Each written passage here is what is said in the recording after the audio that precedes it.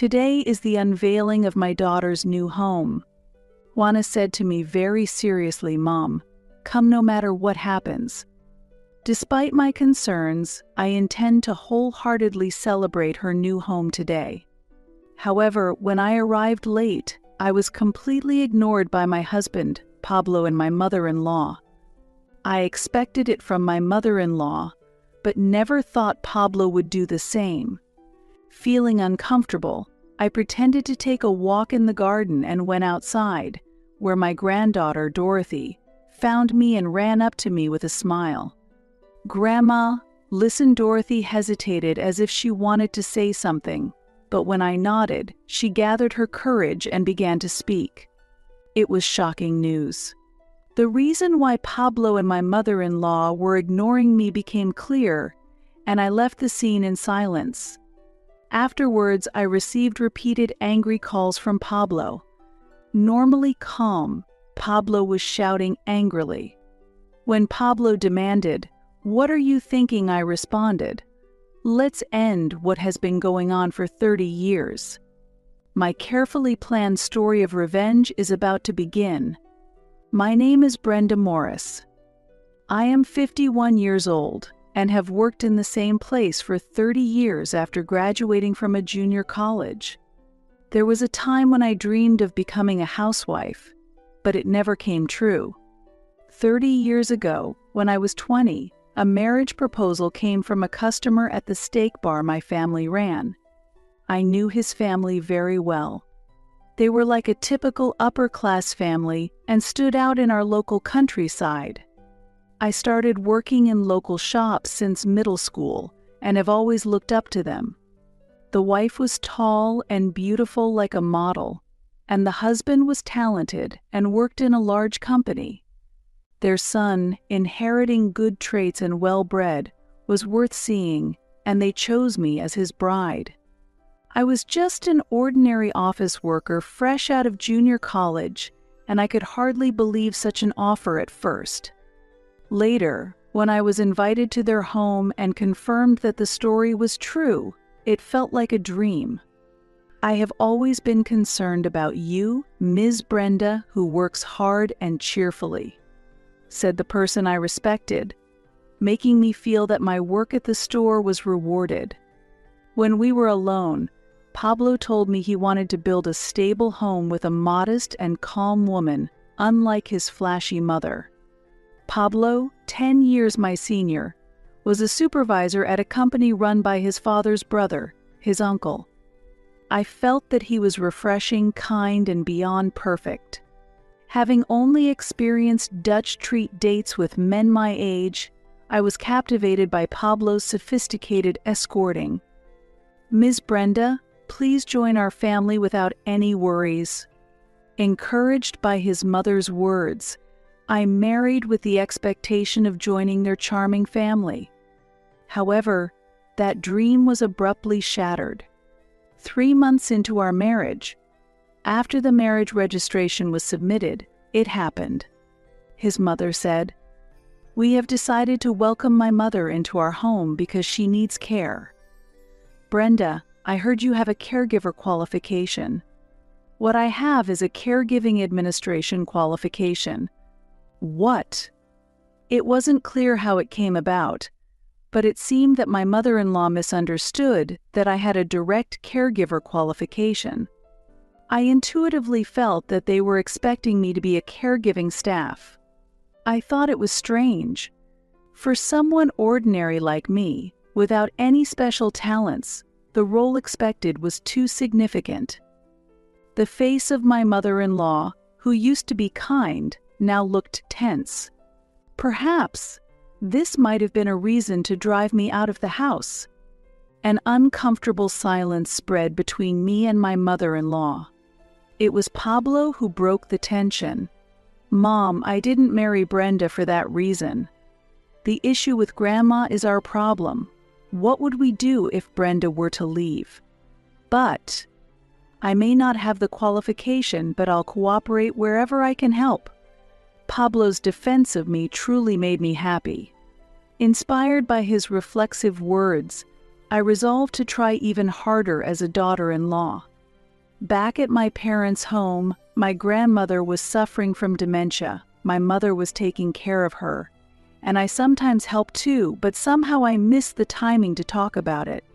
My father-in-law was the third son in his family, and if I remember correctly, his grandmother lived with the eldest son's family. I think that fact was one reason I couldn't speak up. Gaining practical knowledge might have been useful, but the necessity for it vanished quickly, because not long after, my father-in-law passed away. Seeing my mother-in-law crumble into tears, saying, "How am I supposed to live without you?" was pitiable. My father-in-law was still in his 50s and facing the sudden death of a loved one. My mother-in-law cried incessantly during the wake, and there were no comforting words to be found, but Pablo was there to support and comfort her. While I was busy attending to the visitors who came to mourn, I overheard a shocking conversation among my father-in-law's relatives. My mother-in-law's once wealthy family had fled to this area from New York, burdened with a large debt. The continuous work and demands for money had shortened my father-in-law's life, according to those around him. The forceful suggestion by my mother-in-law to take in and care for her own mother seemed, perhaps, driven by a desire for the inheritance. Now that my father-in-law had passed away, I also heard that disownment from the family was seriously being considered. After receiving a disownment declaration from my father-in-law's relatives, Pablo was also fired from the company run by his uncle. Moreover, there was a heavy mortgage on this new house owned by Pablo, taken out to welcome me. It also came to light that my mother-in-law had unilaterally canceled and spent his life insurance. This house was originally supported by my father-in-law, and after his death, my mother-in-law's statement, "How am I supposed to live without you?" was literal. Because of my mother-in-law's spending, there were no savings left, and amid this unstable situation, she said, "From now on, please put all of your salary into the house, Brenda." She insisted on using my father-in-law's survivor's pension for retirement funds, but it's doubtful whether that was actually feasible. Pablo said he would look for a new job, but no specific time had been mentioned. At 20 years old, I found myself bearing the pressure of supporting this home's mortgage and the family's livelihood. And amidst all this, I realized I was pregnant. I continued to work until just before giving birth and named my daughter Juana. Life was tough, but Juana had become my hope to live for, and I vowed to protect her no matter what. Pablo found a new job, but the salary was low, and even combined with my maternity benefits, we barely made ends meet. In this situation, my mother-in-law continued to live luxuriously, and despite Pablo's repeated admonishments, there was no sign of her willing to work. Despite Juana still being small, my mother-in-law enjoyed going out and was pleased when people said, "You don't look like a grandmother at all. It's hard to believe you have a granddaughter." Most of Juana's care fell on me as my mother-in-law treated her as her own, and she was rushing me to return to work. As I questioned myself, "Who am I really?" Pablo said, "This is temporary. Once things settle down, let's start a new life, just the three of us." His words gave me strength, and I began to dream of a life without my mother-in-law. Since Pablo's company was nearby, I could rush there if anything happened, so under this condition, I left Juana with my mother-in-law and returned to work. I was committed to achieving our goals by doing overtime and jobs with allowances. Yet our savings did not grow, and there was no sign of our lives getting easier. My mother-in-law often took Juana out, bought expensive children's clothing, and said, "This is for Juana asking me to pay for it." Moreover, she secretly used the family credit card Pablo created, making the problem even more serious. I planned to pay it off before it affects Pablo's credit. In this difficult situation, Pablo lost his job. The need to frequently respond to his mother's calls, causing him to miss work, was the reason. Yet, my mother-in-law's spending habits showed no signs of improvement. "I've told you many times, we can't afford this anymore," but she always replied, "Don't worry, money comes around." As the daughter of a former wealthy family and having married my father-in-law for his looks, she never knew financial struggles while he was alive. Even now, she was the only one free from financial hardships. Pablo, who was sensible about money, tried to make his mother accept reality, but often felt resigned. Combined with the guilt he felt towards me, I understand why Pablo wanted to leave the house. Ultimately, we decided to save up as soon as possible and move out. Pablo's salary remained low, but he enjoyed a relatively free career in sales, and Juana was growing up healthy. However, Juana was completely drawn to her grandmother, and my mother-in-law doted on her greatly, saying she resembled her. She bought expensive children's clothing, took Juana out, and then asked Pablo to cover the costs. Considering the house mortgage and Juana's future education expenses, I have been limiting our spending. As a result, Juana seems to have grown even closer to her grandmother. I often questioned if this is really the right approach. Juana had become very close to her grandmother, and I started to doubt our dream of starting a new life together as a trio. As she became a middle school student, Juana began to prioritize spending time with friends and distanced herself a bit from her grandmother. Still, her love for her grandmother hadn't changed. Over time, however, the gifts from her grandmother became less frequent. Juana matured wisely, understanding that having different things at school could make her stand out. Our conversations increased as she started talking to me about her preferred schools. The plan to move out as a family naturally dissipated, but our situation improved from before. Juana decided to attend a university in New York and start living on her own. During a moment when I felt overwhelmed by loneliness, Juana said to me, "Mom, we're here because you worked so hard. I love Dad and Grandma too. I'm happy to be part of this family." Hearing Juana acknowledge my efforts nearly brought me to tears. I believe we are a united family, maintained through our good relationships, especially for Juana's sake. Despite ongoing financial demands and wasteful spending by my mother-in-law, Pablo has always stood by my side, supporting me. Without Pablo's support, I couldn't have made it this far. My hope now was to enjoy a quiet life with Pablo now that the mortgage was paid off. 3 years after Juana started working, she announced her marriage and pregnancy, bringing joy to both of us. Then, when Juana's child was born, I finally became a grandmother. The baby was named Dorothy. Juana's husband was a local, and they married due to that connection. They planned to return to this area and build a house. Juana's family visited often now, and I finally got to spend time with my granddaughter, who looked just like Juana. I've become so fond of my adorable granddaughter, and I can now somewhat understand what my mother-in-law felt. However, I was still concerned about my mother-in-law becoming overly attached to her great-granddaughter. Recently, my mother-in-law stopped talking about money.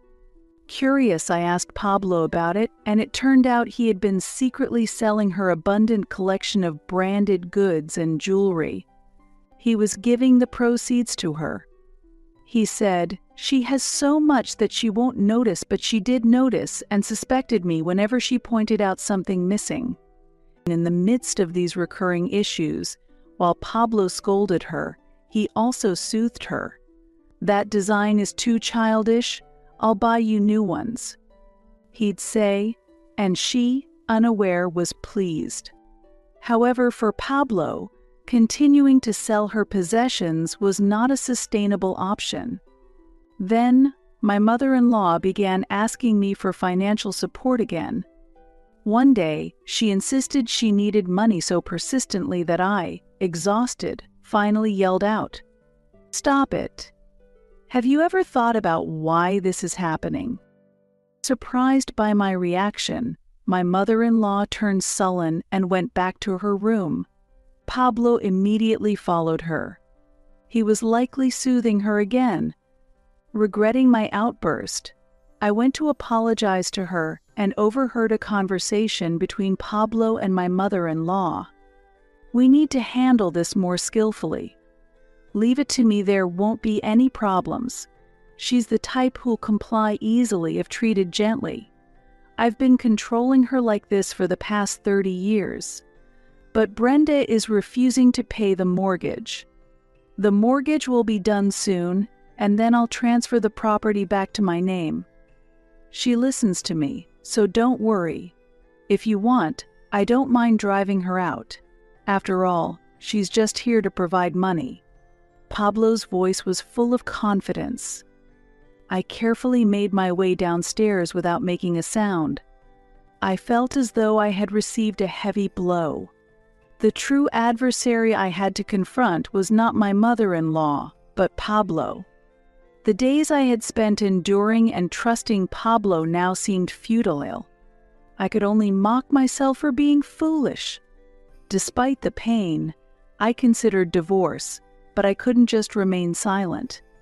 I decided to plan a revenge that would make Pablo deeply regret his actions.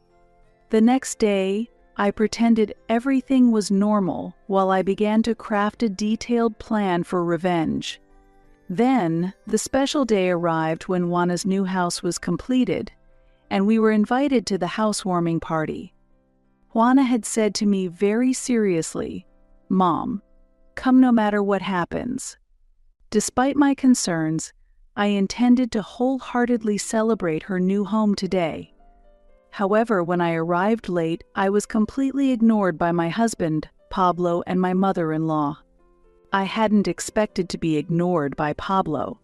Feeling uneasy, I pretended to take a walk in the garden and went outside, where my granddaughter, Dorothy, found me and ran up to me with a smile. I was warmed to know she remembered me, and I squatted down to her height. "Dorothy, you've grown so much. Grandma has been looking forward to seeing you." "Grandma, listen." Dorothy hesitated as if she wanted to say something, but when I nodded, she gathered her courage and began to speak. It was shocking. The reason why Pablo and my mother-in-law were ignoring me became clear, and I silently left the scene. Afterwards, I received repeated angry calls from my husband, but I ignored them and quickly headed home. While I felt bad for Juana, the celebration was probably in chaos. Finally responding to the persistent calls, the normally calm Pablo was trembling with anger. When Pablo demanded, "What are you thinking?" I recalled the fact that Dorothy had just told me. "Hey, can you give Grandpa money for the hospital?" Dorothy had referred to Pablo when she said that. I didn't understand what the hospital fees referred to. Trying to get more details from Dorothy, I asked, "Were you talking to Grandpa? Can you tell me about that conversation?" "Grandpa is very sick, and he can't get treatment because Grandma won't give the money. Mom and Dad said they can't give any more money either, so Grandma, please help," Dorothy said. Her words revealed that Pablo had been pretending to be ill, making the family believe that I was the one reluctant to provide medical funds. Juana probably chose this day, when the family was gathered, to create an opportunity to discuss the truth. I think that's why she insisted so strongly that I come. There had also been an incident where I had announced the end of my financial support before I arrived, which must have contributed to the tense atmosphere at the venue. Facing an enraged Pablo, I said, "I had no idea you were so ill." He seemed surprised. He seemed desperate to figure out how his deception had been exposed. Aren't you ashamed to demand money by faking your own illness? I pressed him. That was Mother wanted. He began to make excuses, but I cut him off. No, your mother is always honest about her needs. Typically, my mother-in-law doesn't resort to complicated schemes. If she needs something, she directly asks for money. Is your mother also being deceived by you? It's possible that my mother-in-law was also misled by Pablo's falsehoods. Perhaps her persistent demands for money had a background like this. This explanation would make sense. My mother-in-law has been traumatized by the bankruptcy of her family's business in the past and the forced move from a luxurious home. Therefore, if I say I will not pay the mortgage, she would not pursue it further. Yet, on that day, my mother-in-law was unusually persistent. What's wrong? You're not like the usual Brenda. Normally, I'm not the type to make such statements. I'm a compliant wife who agrees to everything.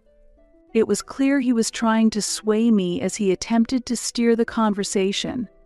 What is this divorce petition about? I don't understand why, Pablo said. Let's end what has been going on for 30 years, Brenda replied. Juana had handed the divorce petition Pablo had requested beforehand. After hearing this fact from Dorothy, I decided to go home immediately. I prepared to leave, packing my things, though I actually had very little to take. In reality, the main purpose was to quickly take the deed to the house. At that moment, Juana came chasing after me. Mom, is something wrong? You said you were going to look at the garden and haven't come back, she asked. I'll explain later, but please give this to Dad, I answered. Is this a divorce petition? She exclaimed in surprise. I'm sorry, but I planned to wait until today's celebration was over and then give this document to your father. Don't worry, your father is healthy. His recent health checkup showed no problems, I explained. Juana seemed wise and understanding of the situation. Pablo, having received the divorce petition, contacted me in a panic. Let's talk, at least he said. Fine, but a lawyer will also be present during the discussion. I'll contact you later with the details, I responded, ending the conversation. I had been planning my revenge beforehand, and it had begun. A week later, I suggested to Pablo that we meet in a lawyer's office, a neutral place better than our home. I knew Pablo would surely appeal to emotion. I'm sorry. I admit I lied about borrowing money from Juana, but I don't want to hurt you anymore. I will repay all the money I borrowed from Juana, so please reconsider the divorce, he said. Do you really think that's all there is to it? I also found out about the loan from Juana on the day it happened. And if that was the only reason, why could you immediately give Juana a completed divorce petition? Eh? Then what's the real reason? Could it be my mother is involved? So, it was my mother. At first, I blamed your mother and felt angry. I often thought if only she wasn't here. But in reality, it was different. You were the true cause. I heard that fact, I revealed. That day, I disclosed everything I had heard outside Pablo's room. He could not argue, and it was clear that our bond as a family was dissolving. Trying to calm down, I attempted to drink some tea, but my hands were shaking so much that I couldn't drink properly. Can you understand that divorce is unavoidable now? I asked. Why didn't you say so sooner? Pablo inquired. His question was valid, as nearly a year had passed since then. I was waiting for the mortgage to be fully paid off. That way, we could proceed with the divorce more smoothly. Now, what shall we do about the house? I asked. What do you mean? What shall we do? We both need a place to live, he replied. When Brenda placed the deed on the table, Pablo let out a surprised gasp. He must have been searching for it without doubt. Even though she thought it unlikely that he would resort to fraud, she didn't want the divorce delayed by any secrets. Therefore, she had quickly returned to the house that day. The majority of this house's mortgage was paid with money I earned, and it's in my name. However, legally, we both have joint rights to it. So I will transfer the house to you, but in return you need to pay me half its value immediately, I stated. That's impossible, he said. It was clear he wouldn't have the funds available, especially not in cash, immediately. If that's impossible, then I'll take the house. I can give you half the money right now, though. How about that? Where is that money coming from? It's an early inheritance from my father. He wanted to ensure that I could live independently after the divorce, I explained. The lawyer detailed the rules for property division at the time of divorce to Pablo and emphasized that an early inheritance was exempt from division. As Pablo looked disheartened, I delivered another blow. And I will be demanding alimony from you. Why? I haven't even had an affair. True, I don't doubt your loyalty to your mother. But alimony isn't only for cases of infidelity. I'm seeking compensation for the significant emotional damage you've caused, I countered. What are you talking about? Pablo seemed momentarily at a loss for words. Worried that any careless remarks might increase the amount of alimony, he stopped speaking midway. However, you can't afford to pay, can you? After all, you've got no more money. Therefore, I will adjust the property division for you. If you're not satisfied, we can settle this in court. Fine, that's acceptable, Pablo reluctantly agreed. But that didn't solve everything.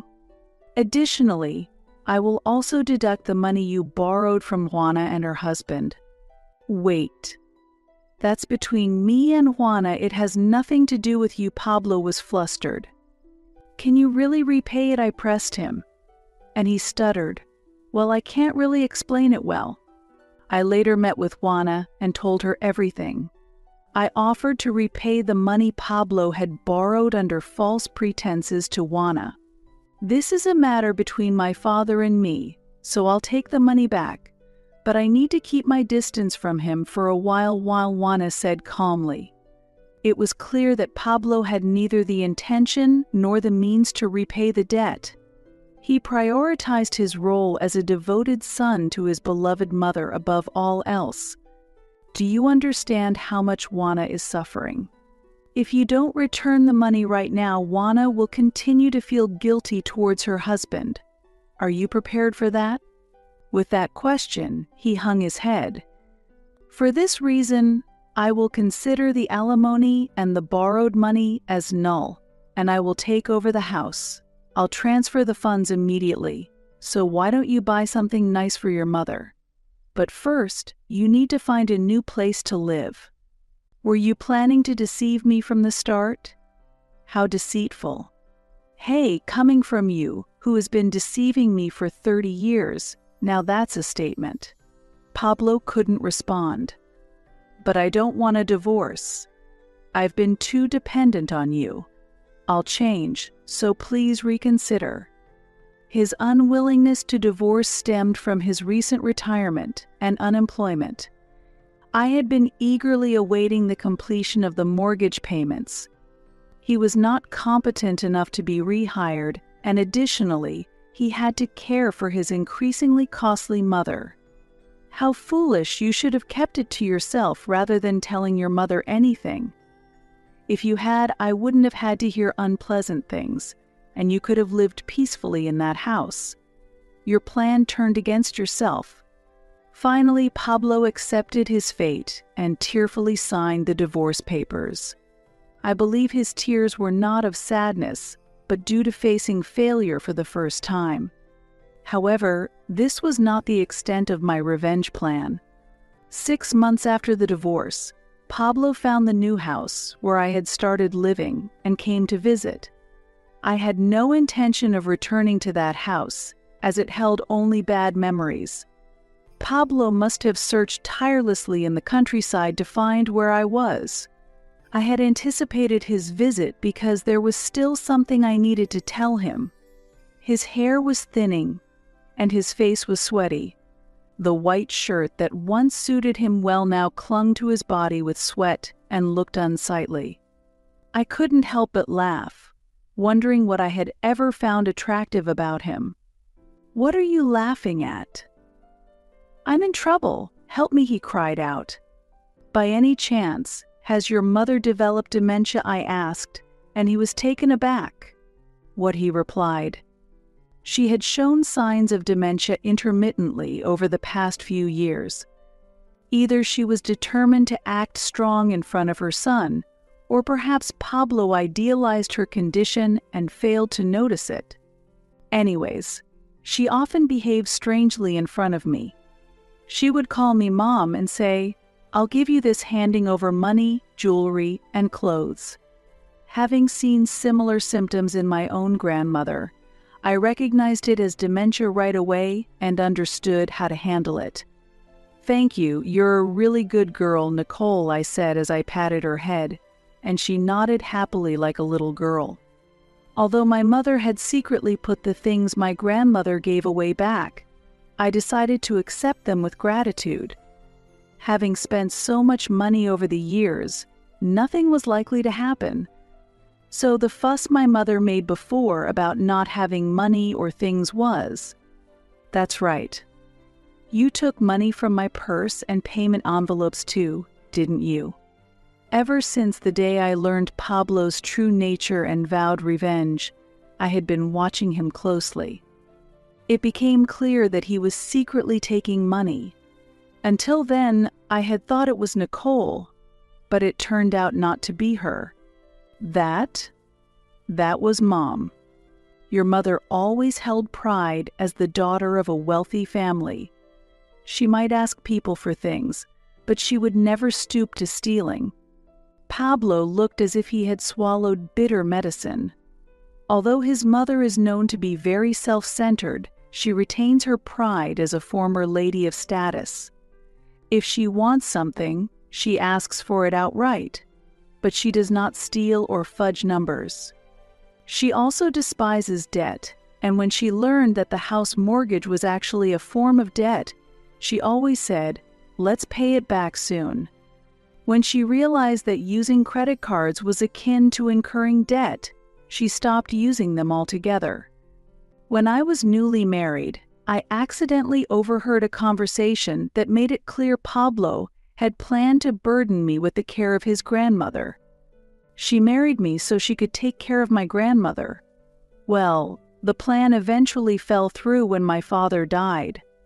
But I can't agree to give her inheritance just because of caregiving.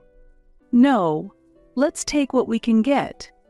When I brought this up, Pablo's face was covered in a different kind of sweat than before. But Mom is out of control. She doesn't even recognize who I am anymore, and she resorts to verbal and physical abuse.